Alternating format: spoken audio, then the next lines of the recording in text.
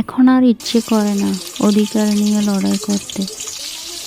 নীরব থাকার চেষ্টা করি, যেখানে যুক্তি দিয়ে কথা বললে তর্ক হয়ে যায় সেখানে অন্যকে বোঝানো বড় দায়। তাই নিজেকে নিয়ে এখন খুব ব্যস্ত থাকি।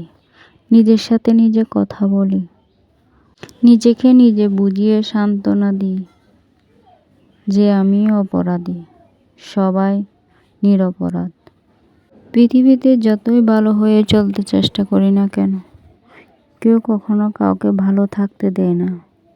আসসালামু আলাইকুম, সবাই কেমন আছেন? আজকে রান্না করব ঝাল ঝাল করে মুরগির মাংস, আলু ও মূলা দিয়ে।